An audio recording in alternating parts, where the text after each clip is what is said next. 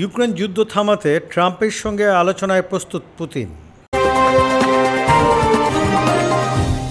রাশিয়ার president Vladimir Putin বলেছেন, Donald ট্রাম্পের সঙ্গে যুদ্ধবিরতি নিয়ে আলোচনার জন্য প্রস্তুত মস্কো, তবে যুদ্ধ থামাতে কঠিন শর্ত জুড়ে দিয়েছেন তিনি।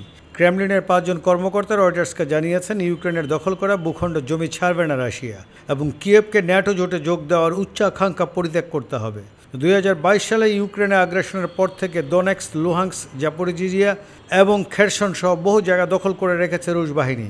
এছাড়া কুরস্ক অঞ্চলও সংঘাত চলছে। ট্রাম্পের যুদ্ধবিরতি প্রস্তাবের ক্ষেত্রে পুতিন এইসব জায়গা ছাড়তে অস্বীকৃতি জানাতে পারেন। নাম প্রকাশে অনিচ্ছুক অন্তত 3 রুশ কর্মকর্তা এমন তথ্য জানিয়েছেন রয়টার্সকে।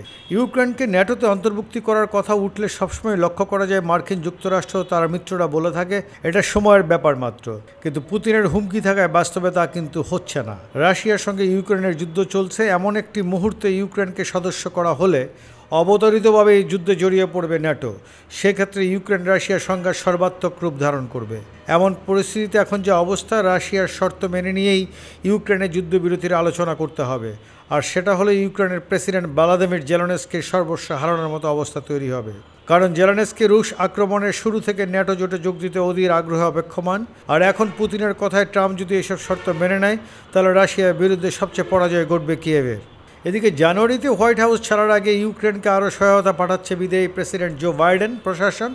এরই মধ্যে মার্কিন যুক্তরাষ্ট্রের তৈরি ট্যাঙ্ক বিধ্বংসী ক্ষেপণাস্ত্র ব্যবহারের অনুমতি পেয়েছে কিয়েভ। এছাড়া যুক্তরাষ্ট্রের তৈরি মনুষ্যবিহীন মাইন সরবরাহ করেছে ওয়াশিংটন। এতে রুশ মার্কিন উত্তেজনা বেড়েছে আগের যে কোনো সময়ের চেয়ে বেশি। দ্য কিয়েভ ইন্ডিপেন্ডেন্টের মতে বর্তমানে ইউক্রেনের 18 ভাগ জায়গা দখল করে আছে রাশিয়া। সব মিলিয়ে রাশিয়া ইউক্রেনের ভূখণ্ডের 1,10,000 বর্গ কিলোমিটারের বেশি জায়গা দখল করেছে এখন পর্যন্ত।